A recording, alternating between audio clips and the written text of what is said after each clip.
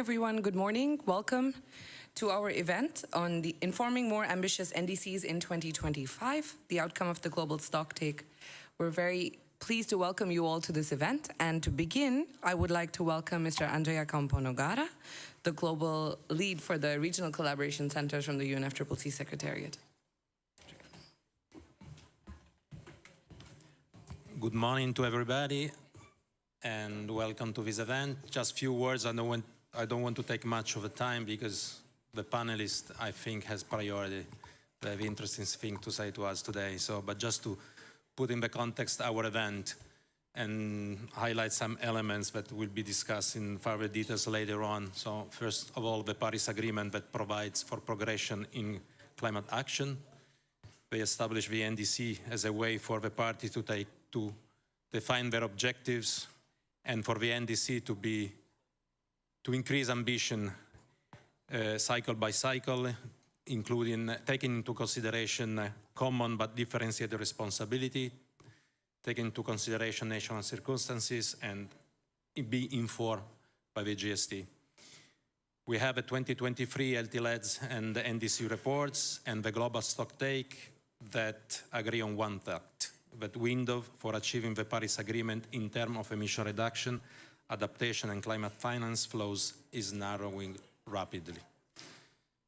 We also know that informed by the Global Stocktake and learning over the years, the countries have gained experience in the implementation of NDC, so we are now a bit better set to arrive to the next cycle with higher ambition, with a better understanding on how to either draft, prepare the NDC, and align with their own national economic development strategies.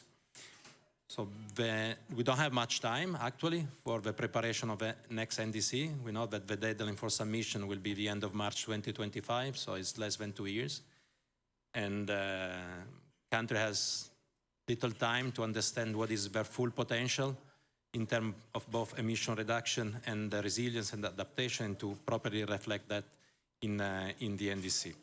So with this in mind, we invite all stakeholders here, the partners and the participant, the audience, to engage in the discussion, to highlight what parties can leverage on in developing and implementing the next NDC. And we are looking forward to hear for case studies, experiences, success stories from the audience on the panelists. And with that, I wish you a successful and fruitful discussion today. Thank you very much. Thank you very much, Andrea.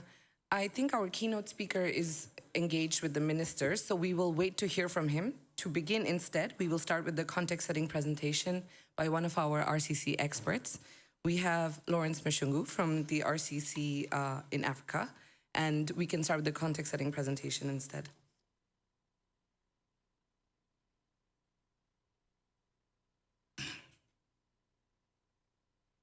Thank you, Nadia.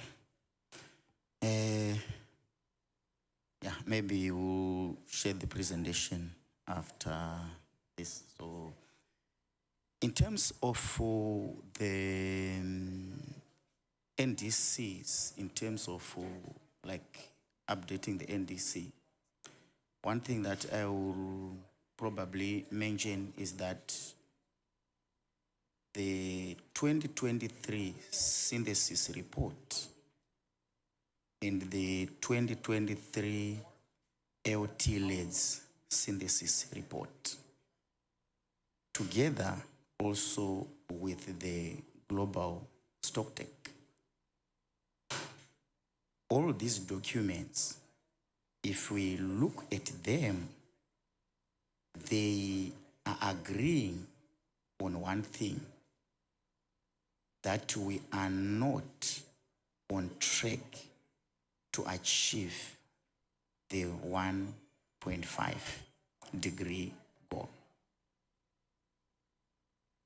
That being said, still, there are a lot other things that we have learned in the process of implementing the first generation of our NDCs, which is something that is very important. Then I will hasten on to say, during the development of the first NDCs, especially the INDC, one thing happened is that the first process was done in a rush. Now, it then also necessitated for countries to update their NDCs, which was done. But in the process of doing the updates, then COVID came in. So in as much as that process was done, it could not be as much consultative as possible because people were locked. So you would find out that definitely there were some gaps in terms of elaborating our NDCs going forward. And now, but one thing that is also very clear is that from the INDC to the updated NDC, there has been some progress in terms of elaborating and understanding the processes. And now, going to the update process, that is for the 2025. If you look much of the NDCs, I would pitch, for example, the African ones. A lot of strategies that are in the NDCs, some of them are not as elaborate. Obviously, because of many other reasons. One of them is the fact that there is still need for data for disaggregation of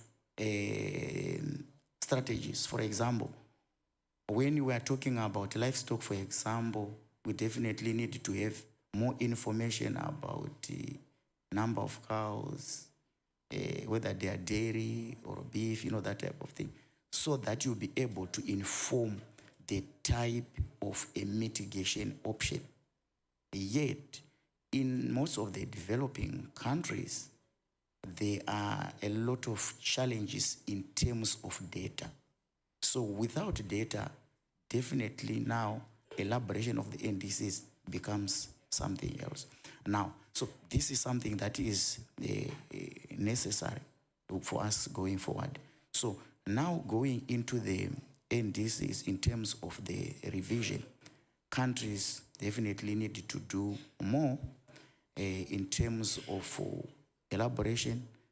And something that is also very critical is that in terms of implementation, possibly when we're looking at the NDs coming from developing countries, some of them are conditional.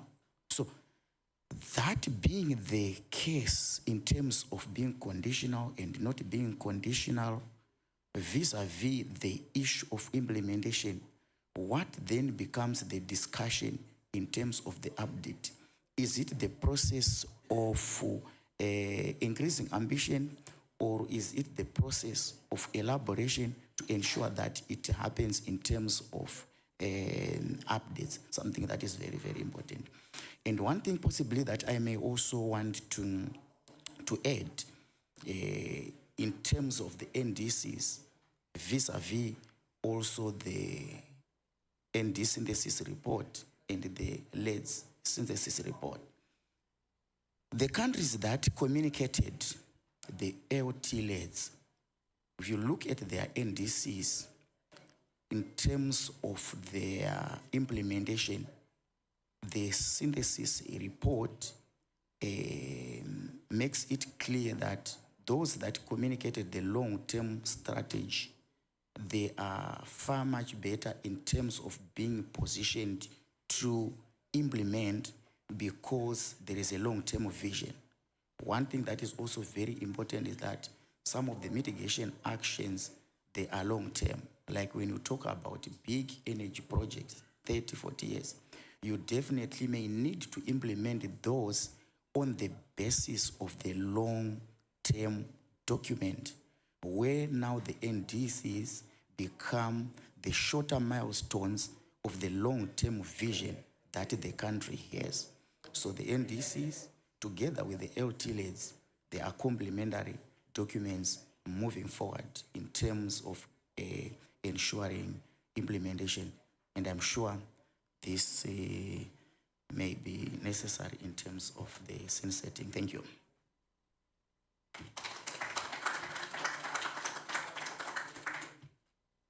Thank you very much, Lawrence. So I don't know if we have Mr. Idriss here yet. Okay, so then maybe we can just start with our panel discussion. And for that, I would like to invite our panelists, Ms. Mariana Panuncio-Feldman from the NDC Partnership, Mr. Anthony Nyong from the African Development Bank, Mr. Sebastián Camilo Carranza Tovar from the Ministry of Environment and Sustainable Development in Colombia, Ms. Nareerat Panmanee from the Ministry of Natural Resources and Climate Change in Thailand, and Ms. Alina Averchenkova from the Grantham Research Institute on Climate Change and Environment.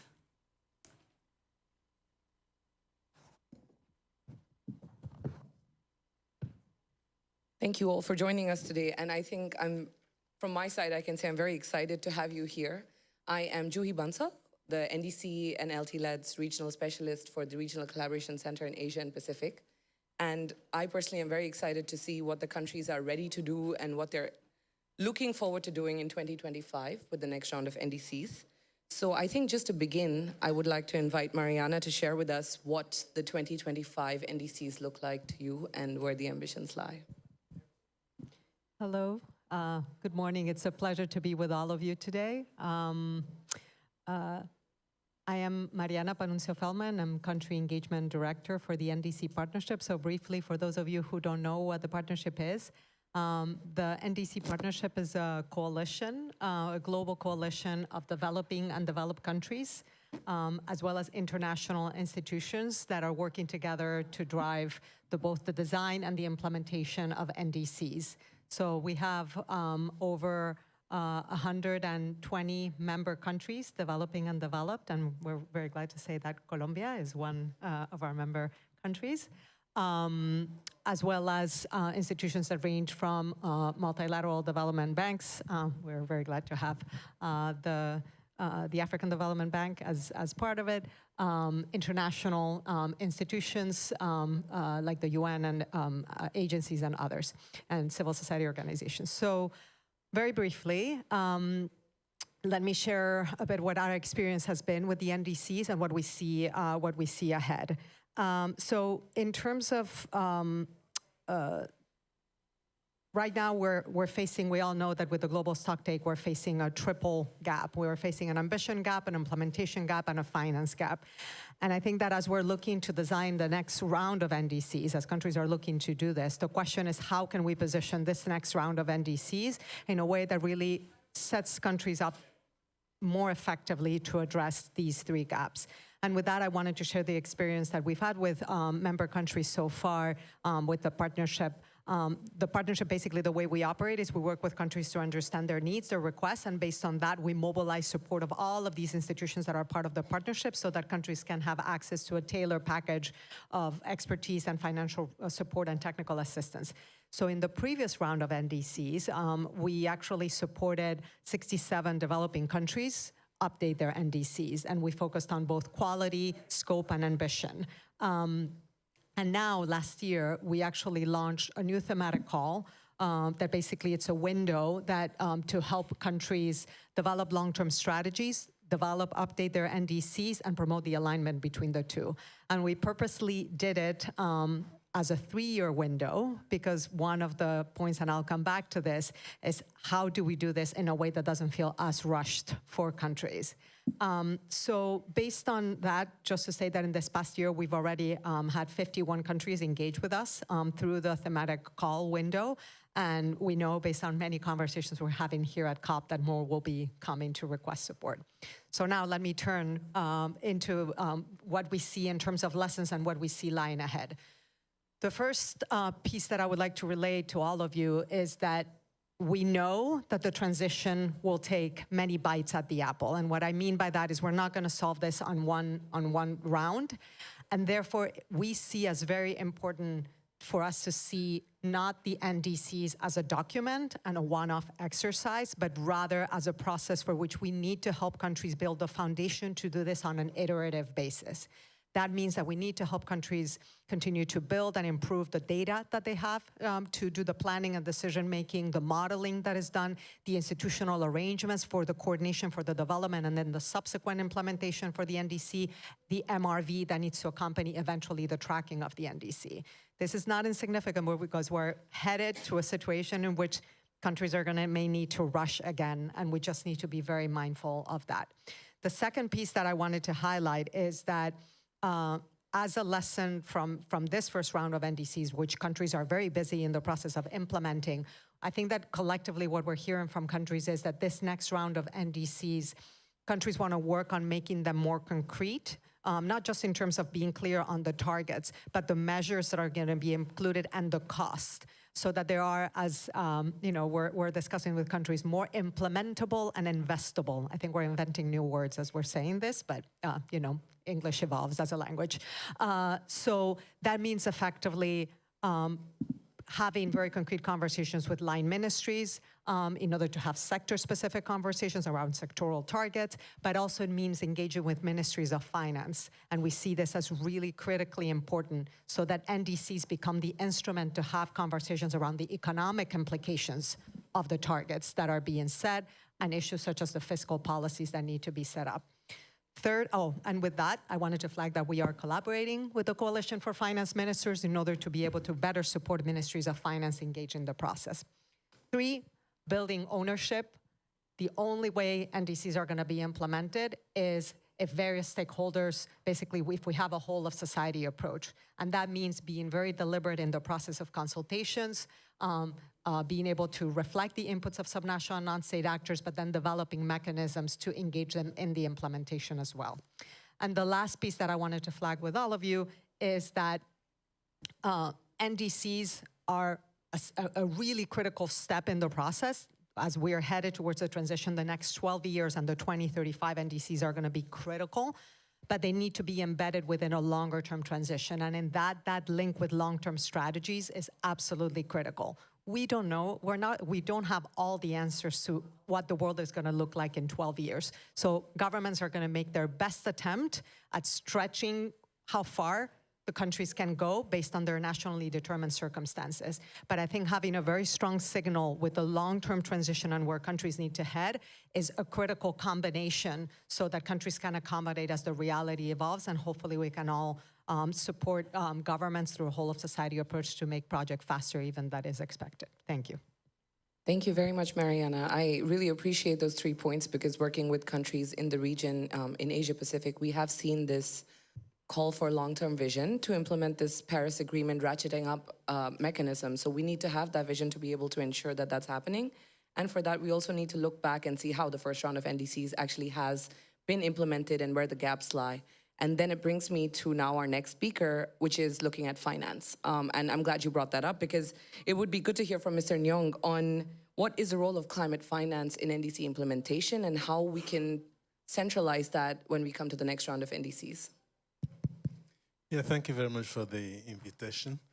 I'll be speaking from the perspective of the African Development Bank and the African constituency, basically. Finance is very important.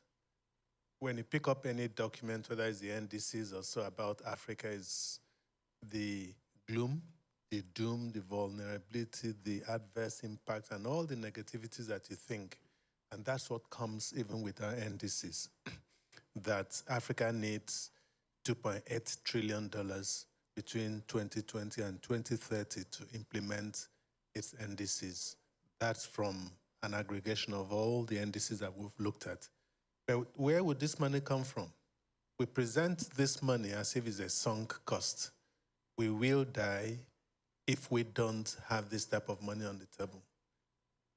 Africa, yes, is vulnerable, but has a lot of opportunities and has a lot to put on the table in terms of finance, in terms of being able to mobilize finance. A lot of the resources we've received in implementing the NDCs have come from public. And that's,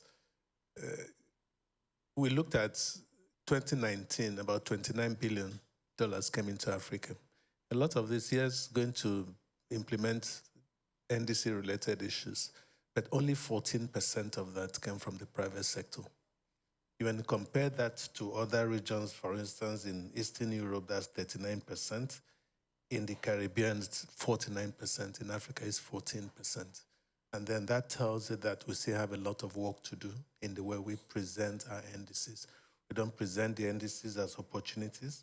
We have a $3 trillion market. We have a growing population. We have 30% of the world's mineral resources. We have 65% of uncultivated arable lands. We have ample solar, wind, and hydro resources.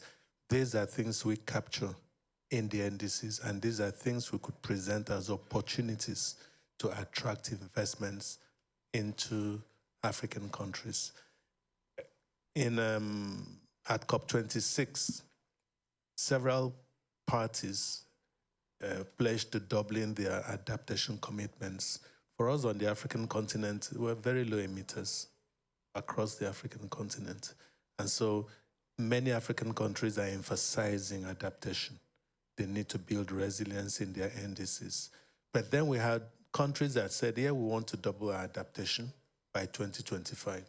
By last year, COP27, we were hearing that we are the projects. We want to invest in the project. So like my colleague has said, how do we turn the long-term strategies that set the ambition, gives a direction, which is in the stratosphere, bring it down to the NDCs, which are considered still in the atmosphere because it doesn't give you those projects that people can directly implement. So now we're developing what we call the investment compacts from the NDCs that allow us to have the word my colleague has used, investable projects that people can directly invest in. And we believe that this would encourage more countries when they see that more projects are being implemented out of their NDCs, whether from the private sector or from the public sector. It will encourage people to be a bit more ambitious in being able to put those project proposals on the table. So, in summary, we need the money. We can talk about all the capacity, the enabling environment, and so on.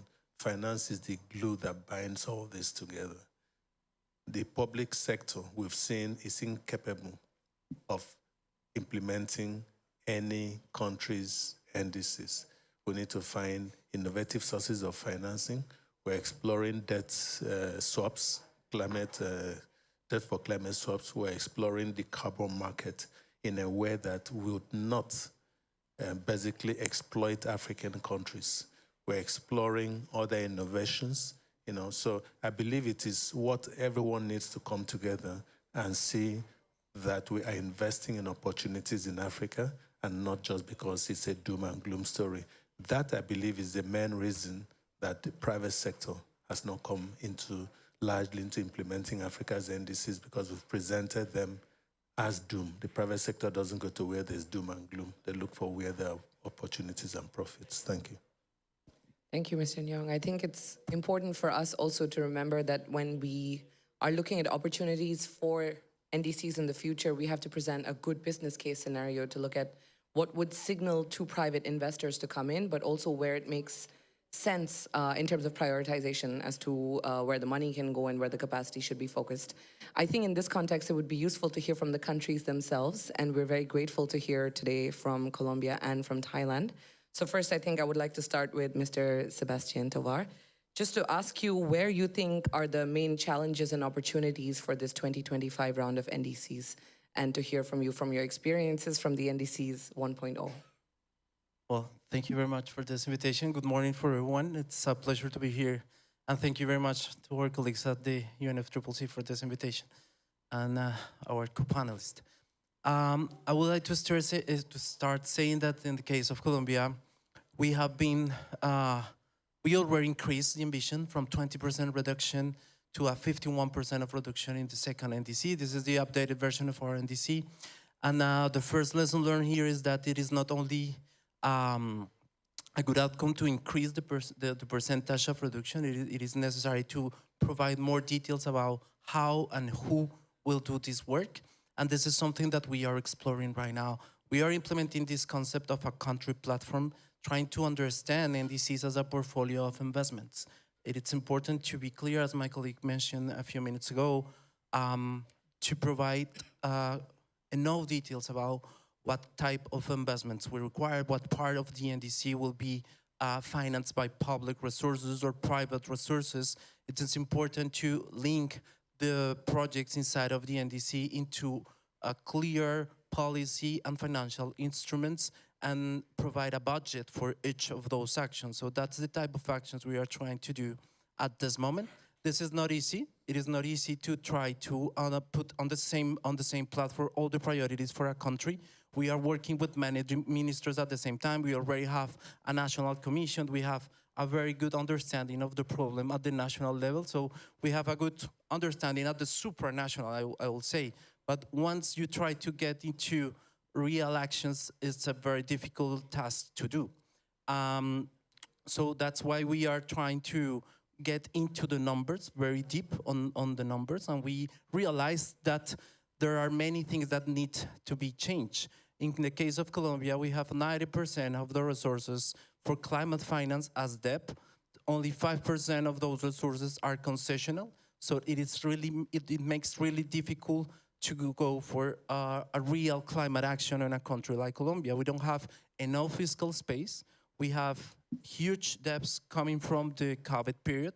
So we need to create new instruments. We need to create fiscal space. We need to explore the conversation on the debt approach, not only swaps, but also a relief, also a restructure, also new conditions for new debt, and rethink in the framework of the conversations we are having in the G20 and the MDBs reform, what are those actions needed in order to ensure the right financial flows for the updated NDCs.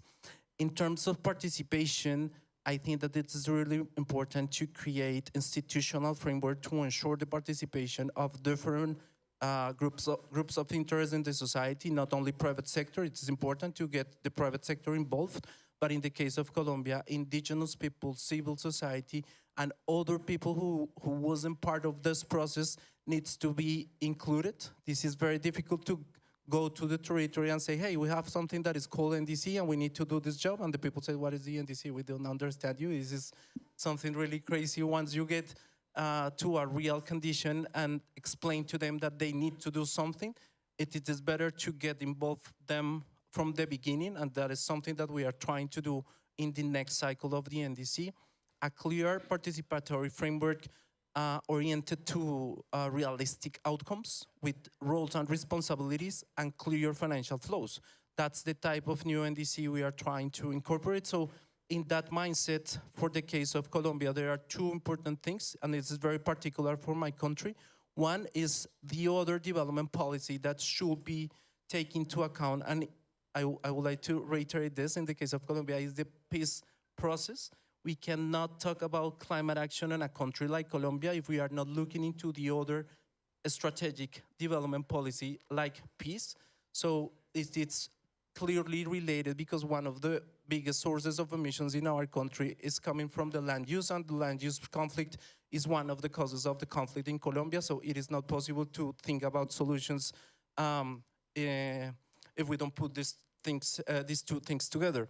And the other one is water management. We are a country of water. We are the half of our territory is oceanic, and the 32% of our continental territory are wetlands. So water management is so important for agriculture, for energy production, for food security, for everything. So both things are like the core of the action once you try to get into realistic projects and programs.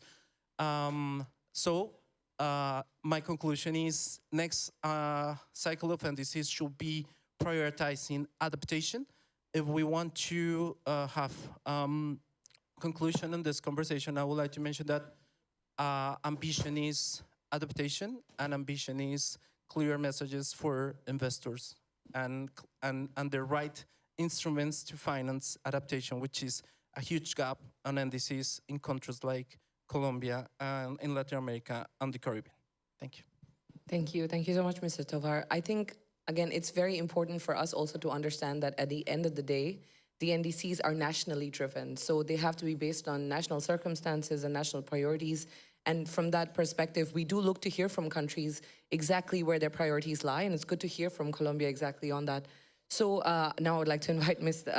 Panmanee. And we work with you very closely because we are also based out of Thailand. And it's of course, we understand some of the priorities of Thailand that were there in the previous NDCs, but now as we go into the revision for the next cycle, we look to hear from you where you're looking at opportunities and challenges, including finance, of course. Thank you very much. Thailand has reiterated our intention to follow the scientific recommendations in the effort to contribute to the global goal of the limiting the global warming to 1.5 and 2 degrees Celsius. So this is like the commitment that we highlight at the COP26. And we also strive by enhancing this, the NDC from 20 to 25% reductions to 30 to 40% reduction of greenhouse gas reductions. And we also made a long-term commitment that we want to attain the carbon neutrality by 2050 and also the achieving the net zero greenhouse gas emission by 2065. So this is kind of like a it's really hard to achieving this target, and we do due to the model that we modeling the greenhouse gas emissions, we're gonna reach the peaking year by 2025. So we'll see if we can also reach the peaking year at 2025 or not. And after 2025, the greenhouse gas reduction has to be more increasing. So this is one of the points that I would like to highlight. When countries reaching the peaking years, this is really important. At the moment, we're working on the NDC action plan on mitigations, and we divide this into sectors. Within each sectors, we also have the responsible agency. So the line ministry that are responsible for each sectors, like the energy sector, the transportation sector, the industrial sectors, and also with the new NDC, we included agricultural sector. So each sectors, they already have their measures to be taken, but we also updated the measures to be taken to be, the first one is increasing the efficiency of that measures and also the new measures. Like we at the moment, we understand that with our NDC, the importance we're giving to the energy sectors. So we try to increase the levels of the energy efficiencies. And we also want to increase the share of renewable energy even more. But anyhow, with the Thai situations, we have to know about the context specific about the social and economy driven. So when you want to increase the share of renewable energies, we have to think about the investment. So where's the investment come from? And also is that all the investment, is it gonna increase the electricity bills for the societies? So this is what we're concerning really hard. And we also talk about the phasing out coal. So this is another thing that usually the measure like 30% of the electricity within Thailand will produce is from coal. So if we want to reduce that, we'll just have to make sure that the electricity bill is in the range of the affordable for the societies. Another one is that I would like to talk about is that at the moment for our NDC, we're comparing with the BAU within 2005 BAU, business as usual. But if we're reaching the peaking years, we want to comparing with the inventories, the national inventories. So I think this is the tracking system is really important. And we want to enhance the transparency for our tracking systems. And I think that the UNFCCC even regional can support us with that. So we want to make it transparency and we want to use our national inventory instead of like using the BAU. As we compare with the global goal, they want us to compare with 2090, But at the moment, our BAU is at 2005. So this is another challenge that we're taking, like, 40% from the BAU, but not the same years as the global goal. So this is what we're concerned about our next NDC. And another thing, finally, is Thailand underscores ongoing need for financial support in various forms of advance and along with a low carbon development pathway. So I think for the financial support is really crucial for us to meet our NDC target. One thing that we are working with the Bank of Thailand is the green taxonomy. We try to identify the activities that supporting the low greenhouse gas emissions. And we're thinking of the sustainability link bond, which with the indicator of greenhouse gas reductions. So we're working on that, and I think that we're gonna launch it next year. So this is the domestic financial things might support us. But anyhow, leveraging the suitable finance mechanisms alongside with the financial scheme accessible to the both government and also private sector is very crucial for us too. And this will facilitate Thailand's sustainable journey towards a low carbon development trajectory. Thank you so much, Director Panmanee. I think it's been really useful for us to hear from both Colombia and Thailand on this. And I think, again, based on the research that we have been doing for the year, it underscores the importance of data for proper methodologies, for looking at alignment of the different methodologies. Like you said, for the BAU, you know, you have 2005, you have 2019, and now with IPCC recommending, you know, science, the best available science, it has to be updated with the data that we have available in the countries, as well as to put in institutional frameworks and bring in all the stakeholders. So I do value the inputs that both of you have provided. I think it's very useful for us to shape our journeys in the next year. Now I'd like to invite Ms. Alina Averchenkova to speak about the 2025 NDCs and the recommendations that you have from the Grantham Institute and what we can look forward to doing in the coming year. Thank you so much. I think what I want to say actually builds on quite a few remarks we already heard from the panel. For me, as we think about the next round of ratchet of NDCs, there are not just challenges around, can you hear me? Not just challenges around raising ambition, but actually closing the implementation gap and therefore addressing in particular capacities, governance capacities at the national level. So in our work at the Grantham Research Institute, we have looked specifically at the governance pathways towards implementation of net zero. And if we currently look at the net zero targets already committed internationally, I think there are over 80% of emissions covered by net zero targets. About 70% of countries integrated those targets into some form of national climate governance. But if we dig deeper, we only found 27 countries which have integrated such commitments into the national legislation systems. And so having looked closer at what are the different areas that countries are focusing on and what are the challenges that countries are facing in implementing those commitments integrated into the NDCs, there are a few areas which are quite useful for us as we think about the ratchet in 2025. Firstly, many countries have made pretty good progress in integrating net zero targets and NDC into their national vision and into country strategies. But where we see less focus is in developing strong national coordination mechanisms and in particular ways to mainstream climate concerns across different ministries and from national into subnational levels. And I think some other speakers already mentioned that challenge as well. And this is actually not just a challenge for developing countries. We've done 2 case studies looking at Fiji and Spain. This is across the board. I think developed countries are struggling with the same challenge. How do you incentivize and build capacity in the line ministries so that they can effectively address climate change and dedicate time to collaborate with each other?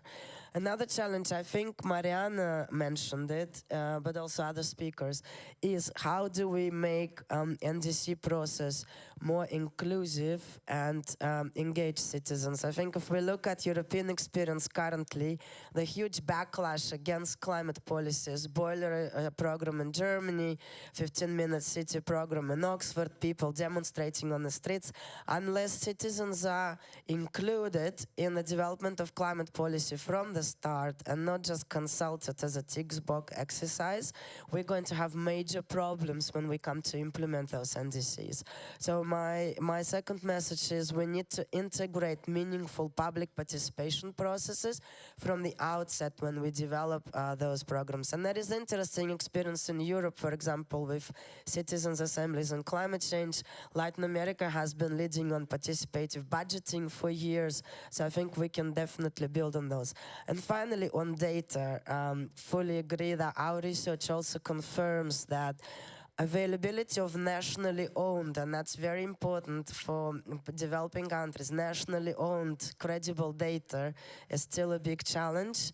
And that is something I think that needs to be strengthened, but also not just in developing countries. I think overall having mechanisms for independent expert advice for the government, where there is a body, for example, like the growing network of climate change committees around the world, who can provide independent, non-politicized assessment of where the country is in terms of its emissions and adaptation policies and where it needs to go. It's really crucial, and there are some really important examples growing up, so hopefully the next round of NDCs can introduce that. And my final message for those of us in the room who are climate finance providers and development cooperation professionals, we need to put stronger emphasis on supporting climate governance. It's difficult to measure in terms of emission reduced, more difficult than a strategy or a specific project, a mitigation or adaptation project. But without governance, everything else will eventually just not get us where we need to be. Thank you. Thank you so much, Alina. I think this is a good message for us to also echo, that we are indeed in the process of supporting the development of policies and the development of programs, but implementation indeed will depend on governance and the structures that are put in place, including all stakeholders and integrating the best science and data that we can manage to collect and build on. So maybe because we do have a full room, I would like to move to the audience to see if they have questions for our panelists. I do see hands already. Dafa? Yeah, thank you. I would request you to maybe introduce yourselves, the institutions you're representing, and if you have a specific panelist, or if it's general. Thank you. Yeah, this is quite general. My name's Lindsay Cottrell from the Conflict and Environment Observatory. Just congratulate Colombia for mentioning peace in their statement. Broad estimate is that militaries contribute around about 5.5% to global greenhouse gas emissions. So I'd just like to have an understanding of how or should governments address this within their NDCs. Thank you. Thank you for that. Sebastián, would you like to take that? Yeah. Yeah, thank you very much for that important question. I think that, well, in the case of Colombia, we have a total peace policy that was launched last year, by the end of last year. The general framework of this policy is human security and human rights. That wasn't part of the NDC. It is very hard to include this human security approach into the actions of the NDC. So the first thing we are doing right now is trying to create a methodological framework to understand how these two different policies can tag each other. So this is the first approach we are doing, and actually we will have an event in our pavilion explaining this approach. We have been looking into other colleagues working on the conflict of Colombia. So it is also important to say that we create a lot of institutions and a strong legal framework for the peace process in our country. And we are starting to understand how those institutions could support the implementation of the NDC. So we maybe, this is a work in progress, maybe we don't need more institutionality for climate change, but in the case of Colombia, we can support and a strong climate action if we use the institutions that were created for the peace process. Because most of those institutions are prioritizing vulnerable people, people who was part or was victim or was involved in somehow in the conflict of Colombia. And most of the actions that those people are supposed to implement are related to the reduction of deforestation and the land management. And it's part of the agricultural reform of our country agreed with the guerrilla FARC. So this is the kind of conjunction we are looking into this two different policy approach, which is very, very interesting. And this is the kind of things that could accelerate climate action in the context of a country like Colombia. So this is my recommendation, look into the human security approach for climate policies. Thank you. Thank you, Mr. Tovar. I see another question. Thank you. Simone from the International Capital Market Association. Thank you for the discussion. I was just wondering if and how you are working with the corporates and financial institutions in your respective countries that are also raising money through the debt capital markets, for example, in the form of green bonds, to finance their own transformation or transition. Because we heard from Africa, for example, not a lot of private debt is going into that. But of course, you have companies in your country as well. We've heard from other countries as well. So question, just how are you working, or if are you working with those corporates and financial institutions that ultimately should feed into the NDCs as well? Thank you. Maybe I can ask that to Mr. Nyong to start with, and then maybe Thailand can answer that as well. Thanks. Yeah, thanks. For us, we've realized that the private sector has an important role to play in climate change. And so we're doing quite a couple of things. The first is that when you look at Africa's private sector, it's largely the SMEs. It's not those big multi-global institutions that you find elsewhere. It's largely the SMEs.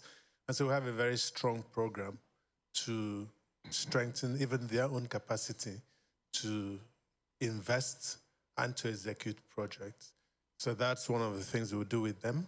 We have established what we call the Africa Financial Alliance on Climate Change, which brings together key players in the finance sector in Africa to align their investments with the goals of the Paris Agreement.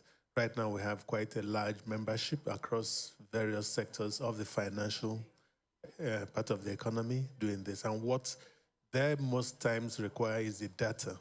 What data is available, so work with them. What capacities do they need to have?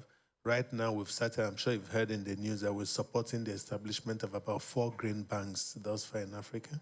And so because the financial sector is really very important for us, we ensure that our private sector works through those institutions. And then importantly, on domestic resource mobilization, we also work with the private sector, work with the government. A lot of African countries are spending money on climate change without actually knowing what they are spending there on, and they don't get the credit for it. So everyone still, again, sees it as a sunk cost. So because of the opportunities we're presenting to the private sector, they're working with us. So we allocated quite a large portion of our budget to supporting private sector investment in climate finance. As you may know, like all other MDBs, we're aligning our investments with the Paris Agreement by 1st January. It's mandatory for us that all our investments, whether it's from the private sector, it's from the public sector, all our investment must align with the Paris Agreement. Thank you. Thank you, Mr. Nyong. I also know because in Thailand we have the TGO that's doing a lot of this work. So yeah, we'd be happy to hear from you. So I'll start with the carbon credit within Thailand. Actually, the carbon credit in Thailand at the moment is like the voluntary scheme, not just the mandatory, because we don't have any act yet. But anyhow, for the carbon credit that we're working with at the moment, we're using the standard TWER, which is Thailand standard. But they want to upgrade it, this standard, to compare with the international standards such as BERA or the gold standard. And recently, last month, they already complies with the CORSIA standard. So this is a kind of like a transition for carbon credit in Thailand. The amount of carbon credit in Thailand is quite high. I mean, domestic. But for the international credit, we comply with the Article 6.2.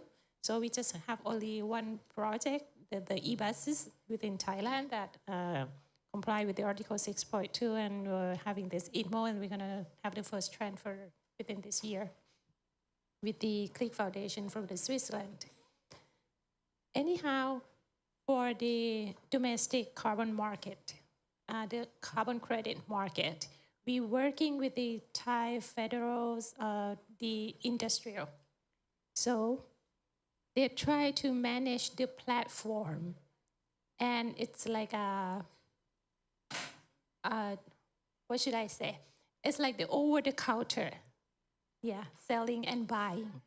So if we have created this platform, and if we can manage, or it's gonna making the carbon credit valuable than using the technique of over-the-counter for selling and buying. So we are trying to create the systems of the voluntary carbon credit. And within I'm not quite sure, within the next 2 years, if we make this, the reduction of greenhouse gas as a mandatory, because we're drafting the Climate Change Act at the moment. If we make it mandatory, the carbon credit is going to be more valuable. So this might drive the carbon market within Thailand, and hopefully the amount of we earn from this carbon market can be returned to the industry and return to the research and development for new technologies to support the greenhouse gas reduction and might support our NDC. That's what we hope, but we'll have to see this first. Thank you so much. I think maybe we can just do 2 more questions. We have to hurry it up, but 2 quick questions, and maybe we can take the questions together, and then we can have responses. Yeah, sure. Thank you so much for all your inputs. This is a question for Mr. Okon, Nyong. So we are hearing from both Colombia and Thailand that they're working on this country platform approach, and recently a joint MDB country platform approach was also launched.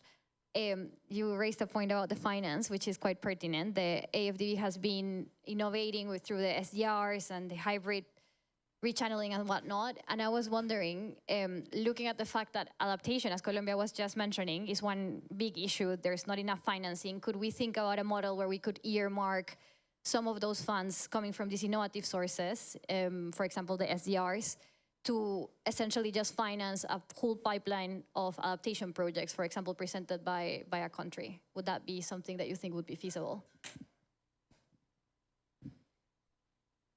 Yes, good morning. I have a question for Alina. And you've said that climate finance providers should provide due importance to climate governance at country level, I understand.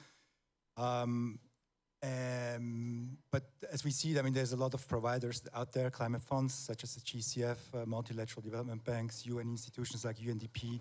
They all kind of work on that topic in countries. So what is the challenge there? Are these efforts not enough? Is it an issue with the quality provided? Is it not enough coordinated effort? So yeah, that would be. And by the way, I'm Matthias from the Swiss Agency for Development and Cooperation. Thank you. And the last question. Yes. Hi, my name is Igor Akmerov. I'm an independent developer of carbon projects. And my question to, I don't know to who, is how far are we from really having a 6.4 article registry operating, and the single UN-based carbon credit registry in place? That's a question number 1. And how far are we from having the adaptation projects being really put into some form of a market good, like a credit, rather than an ad hoc financing by development institutions? Thank you. So maybe we can start with Mr. Nyong to address as many of these just questions. that I need to run too. Yeah, thanks very much. For us on the African continent, adaptation is it. very low emitters. And I've always said if every African died and refused to decompose, we just save the world 3% of emissions. That's all. And it's not worth it. But while we are making efforts to keep Africa a low-emitting continent, we take cognizance of the fact that the negative impacts are increasing in intensity and in frequency. So we spend about 67% of our resources, climate resources at the bank, on adaptation, because that's what we think it's important. And then on top of that, we've established a mechanism, the adaptation benefits mechanism, which is listed in Article 6.8, because we believe we need to give adaptation a value. Most people don't know what to do with adaptation, whether it's development or not. Says in Article 6.8, that's going to be our contribution to the world. And then we've also established what we call the climate action window, which we launched 3 days ago, that largely, because most of our debts, Africa's debt, is on adaptation borrowing to do adaptation. And so we've put together not much, about $400 and something million to help the poor countries, 37 low-income countries in Africa, to build their resilience and adaptation capacities. And finally, we've established, in partnership with the Global Center on Adaptation, what we call the Africa Adaptation Acceleration Program.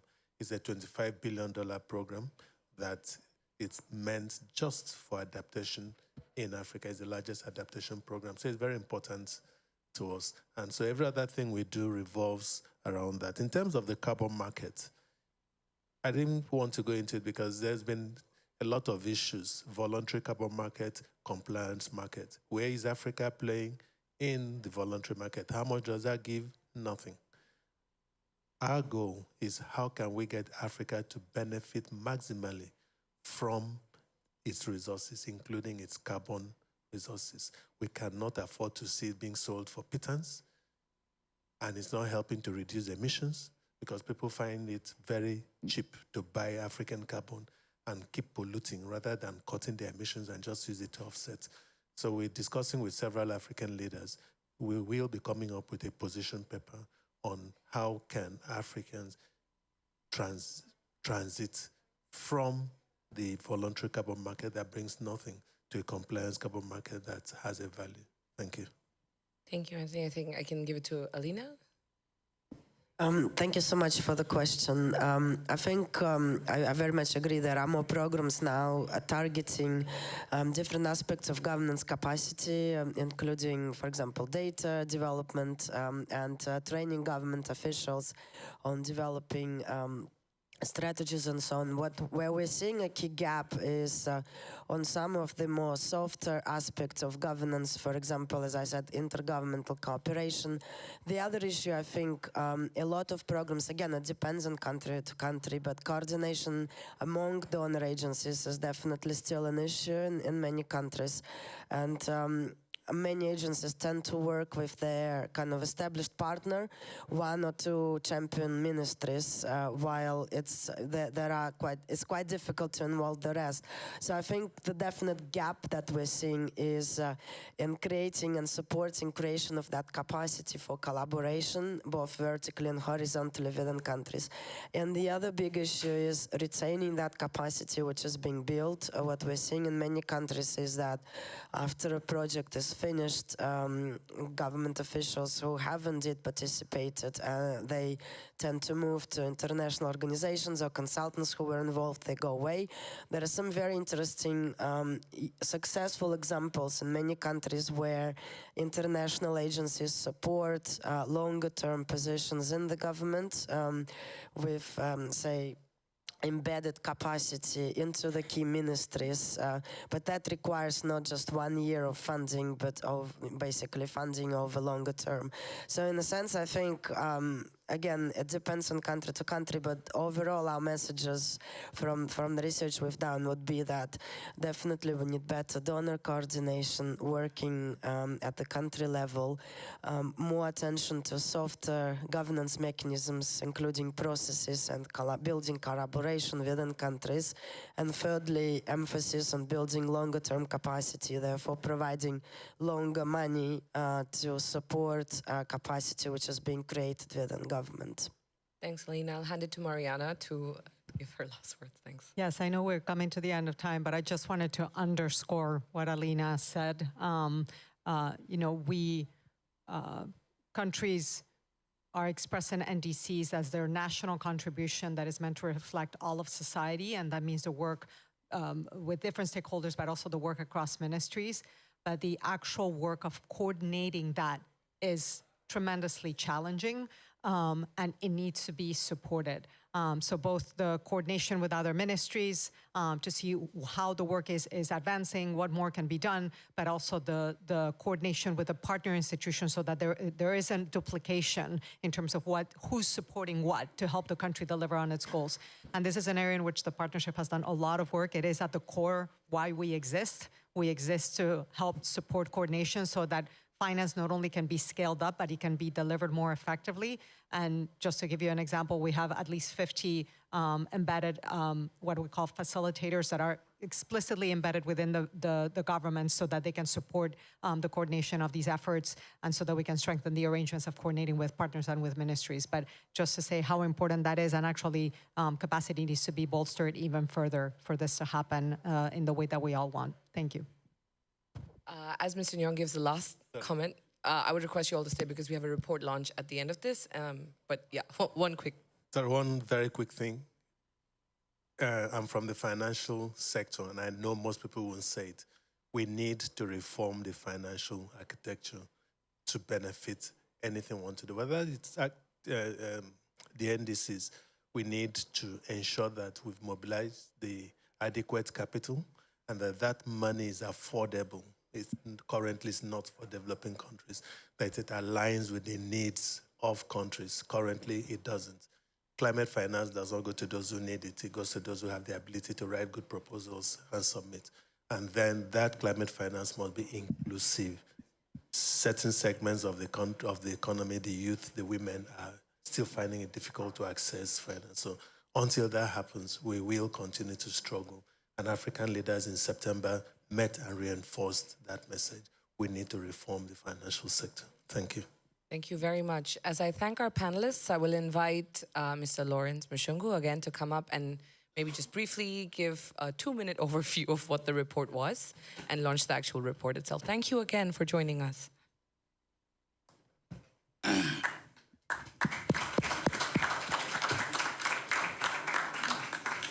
Thank you so much. Yeah, quickly, maybe in less than 30 seconds. In Africa, we developed we undertook the study of the long-term strategies in Africa to understand the landscape in Africa. And much of the issues that we've been talked about is in terms of data, in terms of governance issues, are some things that we definitely need to reflect in our long-term strategies to ensure that we have sustained climate action where the NDCs now become shorter-term milestones of our long-term vision. So very soon we are going to see this landscape study on our website. Thank you.